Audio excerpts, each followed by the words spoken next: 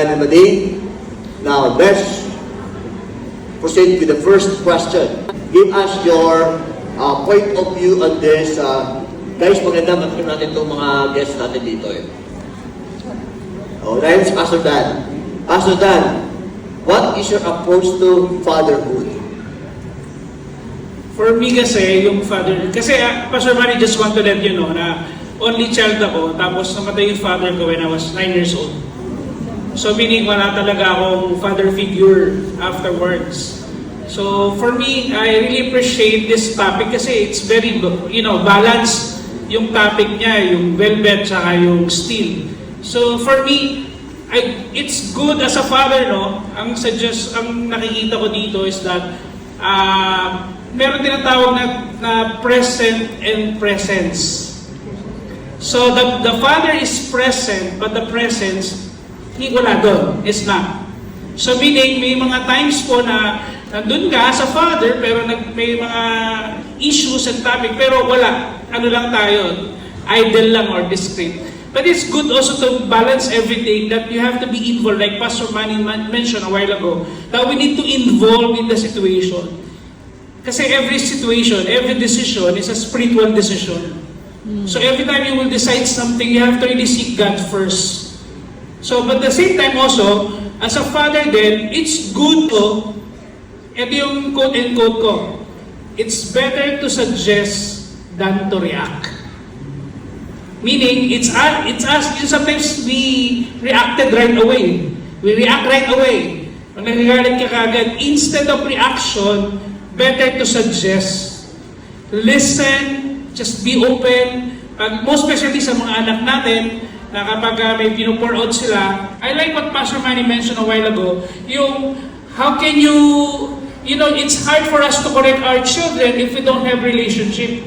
So it's good also to build a relationship with our children. So another thing as well, Pastor Manny, is that ang daming mga ideas na pumapasok sa akin when you shared about this message.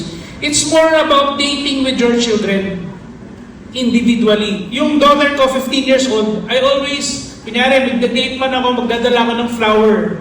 By saying, this flower is for you, I love you so much. That's what I did.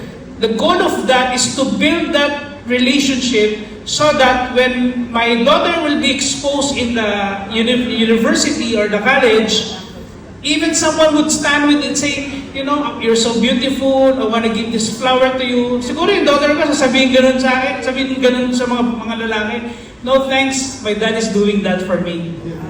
Can you imagine that? That's how I really built rapport to my children.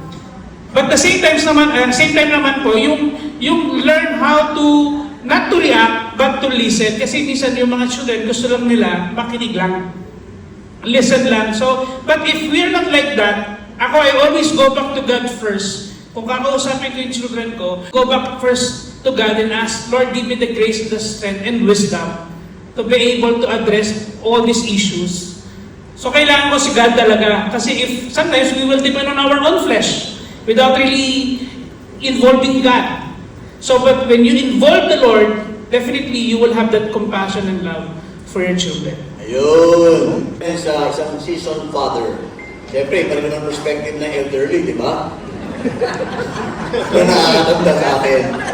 Mas maraming pinasaan, mas merong wisdom, at may mga insights that you can also get and pick up from someone who is advanced in years. Mading? Okay. Ako, Pastor Manny, I would consider myself more on the velvet side.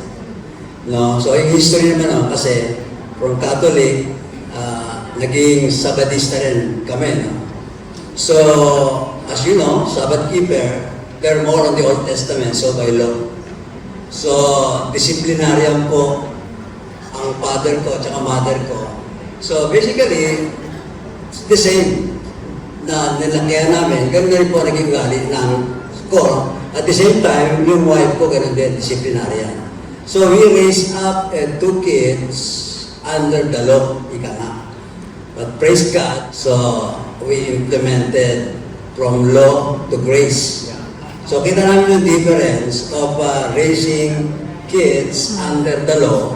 At the same time, nakita rin namin how it is raising a daughter, yung huli namin, pangatlo, under grace. So somehow, we're able to develop something like yung bang first 6 years, talagang by law, discipline sa mga bata. Pagpasok na ng eskwelahan, medyo yung trabahong bahay, tsaka yung pag-aayos sa sariling higaan.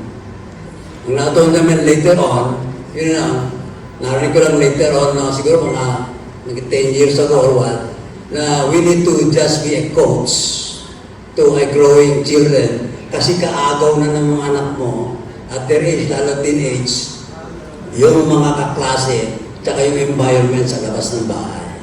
So, doon po, doon naman natatawag ko, I would say, yung velvet side of a parent like me and my wife, na-develop din po. I mean, without us knowing, velvet parang considered ang tawag ni Pastor Manny Anda.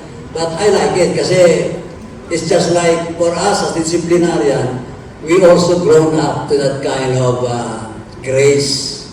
So, ako pag nagsishare ko sa mga bagong kakilala, we're so excited to show them how good God is on the basis of traveling from Old Testament to the New Testament. It is also a very good factor to show your children the kind of journey that we have.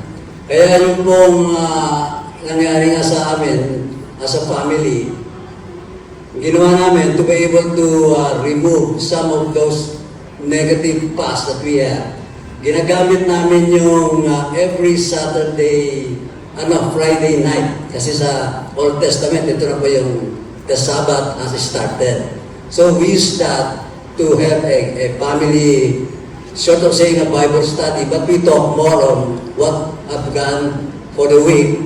And in some cases, we discuss ano ba yung ayaw nila sa amin as a parents. Meron din, yung mga bata, sinasabi namin, ano yung mga gusto namin na mangyari for them as they grow up. So, ayun po, ayun ang journey na ginawa namin ng Mrs. Our Kids. At sila ngayon, yung dalawa, nasa States. I lost my second daughter. But I would say I'm happy for the journey that we had over the years. Yun lang. Right, nice. 2 or 3 liners of answer in this question.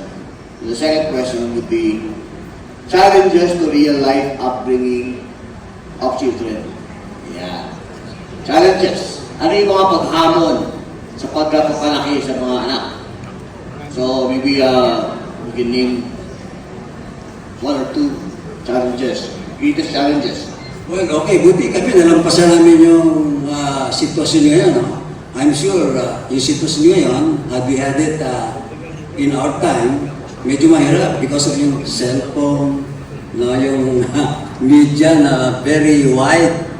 I'm sure it's a very struggle sa kanila. Kami naman, it's more of having yung raising them up on the basis of yung tinasabi namin na discipline, taka yung goal na gusto namin ma-impart sa kanila.